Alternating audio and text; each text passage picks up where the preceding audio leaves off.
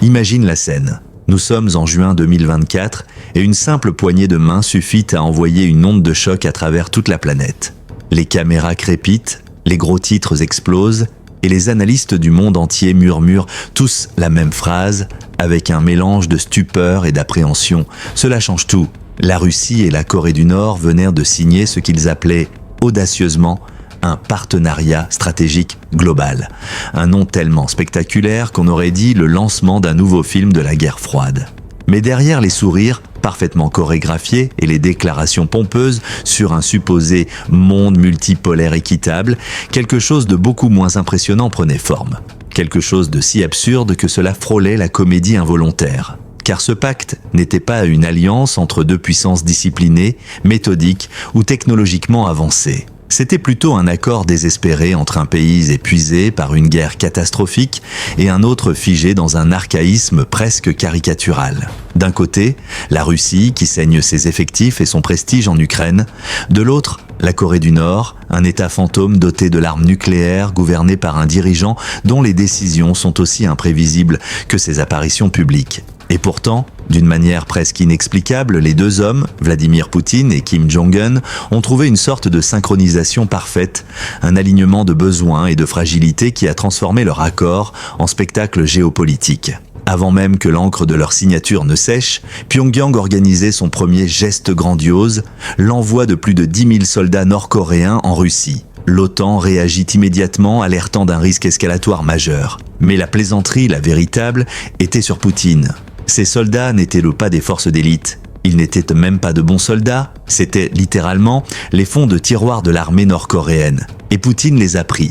Pour comprendre l'ampleur de cette bévue, il faut examiner précisément qui Kim a envoyé et pourquoi la Russie les a acceptés aussi volontiers. Sur les quelques 11 000 soldats nord-coréens arrivés discrètement en Russie, seuls environ 2 000 ont été intégrés directement à des unités russes. Tous les autres ont été dispersés à des tâches secondaires, tenir des points de contrôle, creuser des tranchées, surveiller des postes isolés. Sur le papier, leur présence devait libérer des soldats russes pour le front, en théorie. Dans les faits, ces troupes étaient terriblement mal préparées. Alors que Moscou espérait soulager sa crise de main-d'œuvre, une crise alimentée par des pertes colossales qui approcheraient désormais les 3/4 million de soldats. La Russie a reçu à la place des hommes, incapables de courir 20 mètres sans s'effondrer. Certains peinaient à tenir un fusil.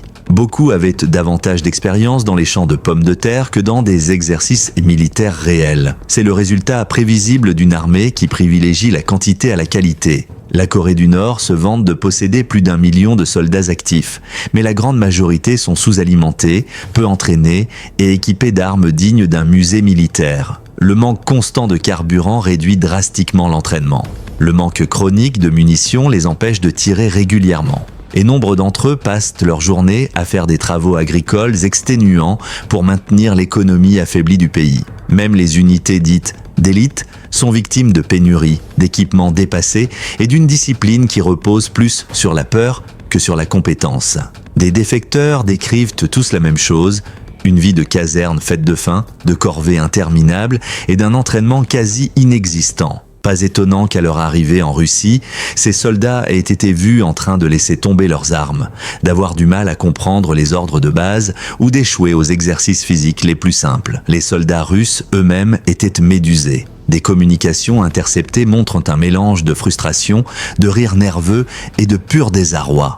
Qu'est-ce qu'on est censé faire d'eux ?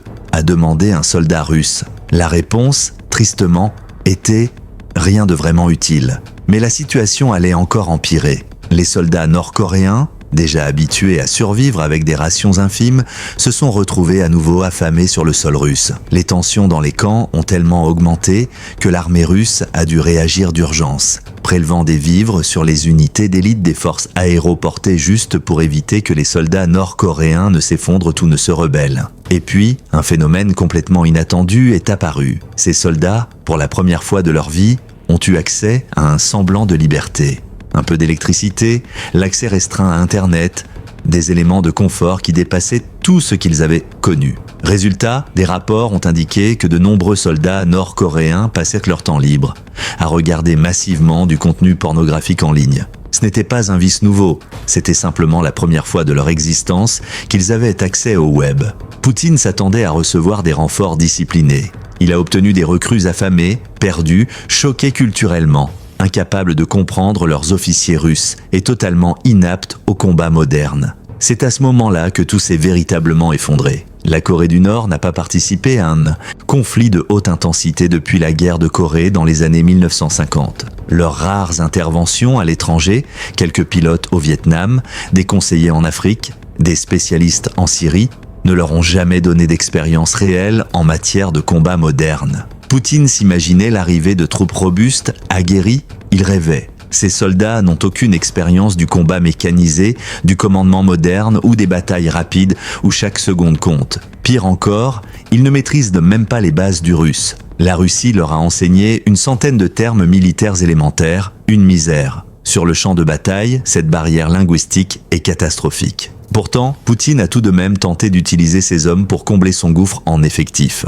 Et cette décision a immédiatement explosé à la figure du Kremlin. Le simple fait d'accueillir des soldats nord-coréens sur son territoire a donné à l'Ukraine les arguments politiques nécessaires pour recevoir le feu vert afin de frapper plus profondément en Russie. Joe Biden a autorisé l'usage d'ATACMS à longue portée sur le territoire russe. Le Royaume-Uni et la France ont ensuite approuvé l'utilisation des missiles Storm Shadow et Scalp. En d'autres termes, Poutine a ouvert la porte à la Corée du Nord et l'Ukraine a reçu la permission de frapper la Russie à plus de 300 km de distance. Un désastre stratégique. Pendant ce temps, Kim Jong-un, lui, récoltait les bénéfices. Il a envoyé des milliers de soldats dont il voulait se débarrasser. Il a obtenu une source de revenus massive, $2000 par soldat par mois versés par la Russie. Il a reçu un accès privilégié à la technologie militaire russe, y compris des avions de chasse plus anciens. Il a renforcé sa place dans un triangle géopolitique mouvant aux côtés de la Russie et de la Chine. Il a profité de l'alliance pour donner un nouveau souffle à ses ambitions nucléaires. Poutine, lui, a payé le prix financièrement, militairement et politiquement. Mais il ne peut pas faire marche arrière, il ne peut pas admettre qu'il s'est trompé. Il ne peut pas reconnaître publiquement que son grand allié l'a roulé. Alors, il fera ce qu'il fait toujours. Il enverra ses soldats nord-coréens au front, là où ils seront broyés par l'intensité du conflit. Les premiers rapports confirment que des combats impliquant des Nord-Coréens ont eu lieu dès le 5 novembre, avec des morts immédiates. Et ce n'est que le début. Alors reste cette question essentielle. Qui profite réellement de cette alliance grotesque ? Poutine se renforce-t-il ou creuse-t-il sa propre tombe géopolitique? Et combien de temps Kim pourra-t-il maintenir cette illusion avant qu'elle ne s'effrite? L'histoire, manifestement, est loin d'être terminée. Et voici où l'ironie devient presque douloureuse. Même si Poutine comprend progressivement qu'il a invité une faiblesse dans ses rangs, il est prisonnier de l'image qu'il doit projeter. Il ne peut avouer son erreur, ni confesser qu'il a été dupé, ni reconnaître que les renforts qu'il vantait s'effondrent sous leur propre incompétence. Et pendant ce temps, les forces ukrainiennes observent cette farce avec une froide lucidité, prêtes à exploiter chaque fissure dans cette coalition improvisée et instable.